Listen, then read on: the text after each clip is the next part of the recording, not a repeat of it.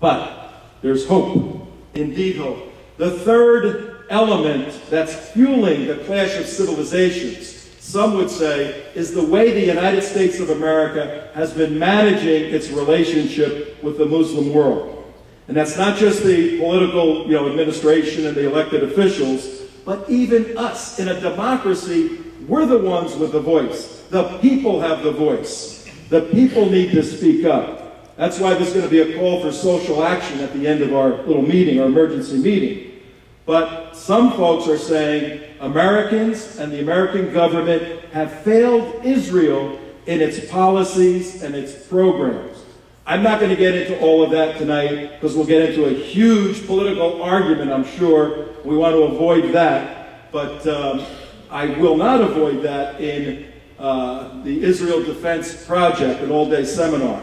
I will detail exactly the variety of views of this administration, of the Bush administration, and the type of policies necessary for the protection of Israel. I think that's the most important thing. The protection of Israel, and particularly the United States.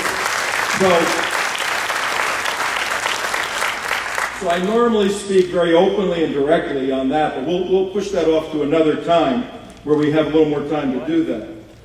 The third element of this clash of civilizations is the horror or the consequences of the clash.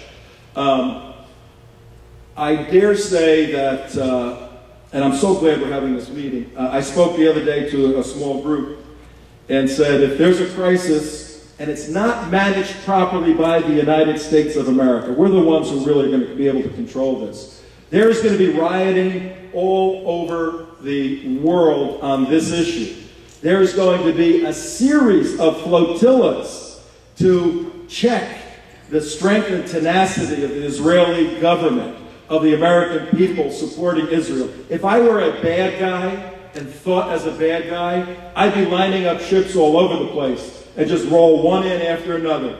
Just let Israel be Goliath when in fact Israel is David. When you have 300 million people around you who want to kill you, when a country you're trying to work with has a charter that necessitates your annihilation and death, what the heck is going on here?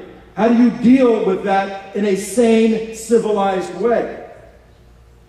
Brutality is required for security.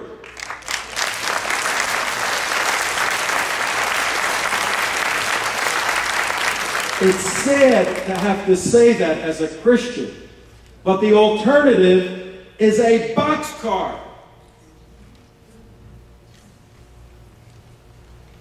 The consequences of this clash of civilizations is either catastrophic or apocalyptic, okay?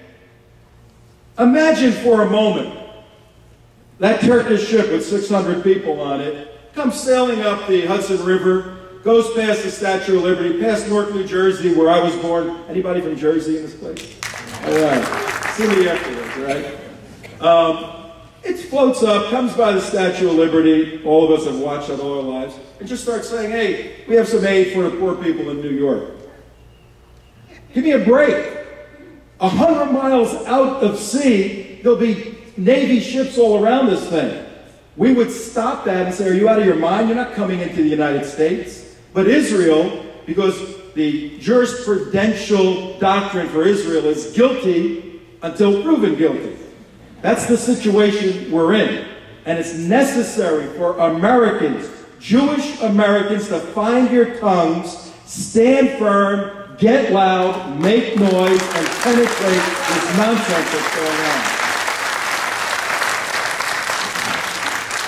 As I said, we are going to do a seminar, the Israel Defense Project, to go into a lot of this. 6 hours of material, bring in some experts. It'll be phenomenal within the next 30 days.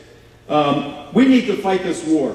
And we have men and women. How many people right here now have a loved one, a relative, serving in either the United States military or the Israeli, the IDF? How many people?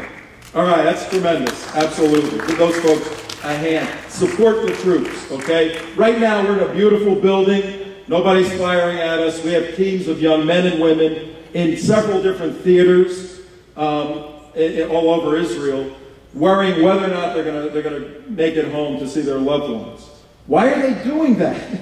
Why are they doing that? They're doing that so that Tom Trento can stand up here, make a lot of noise, you folks can listen and leave this building, exercise First Amendment freedoms, and change the damn situation. It's that simple. That's what we're trying to do.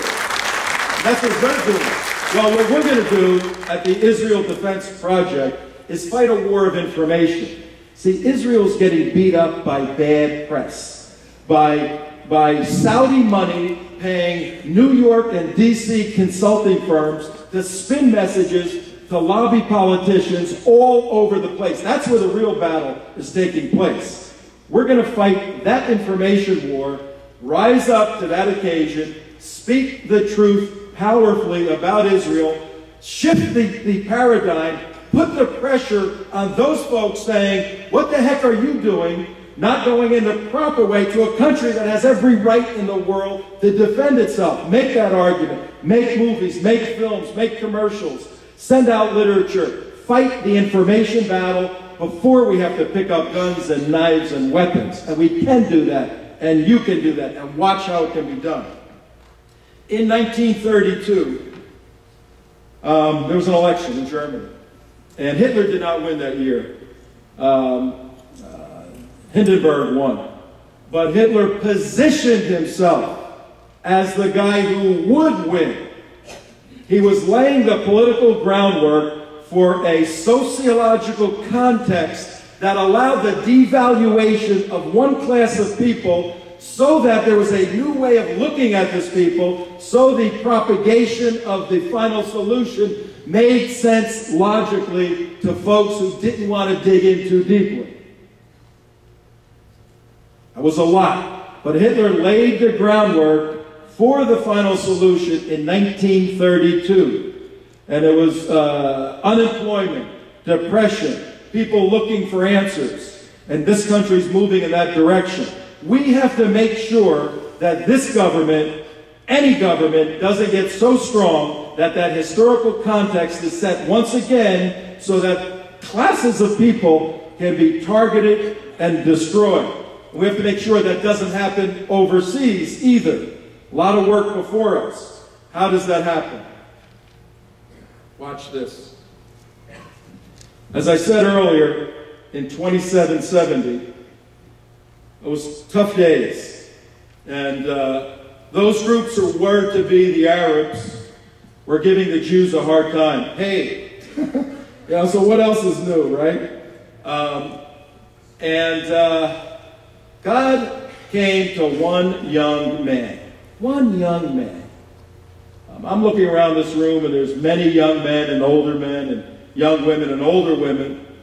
And if you're still breathing, it looks like most of you passed that test.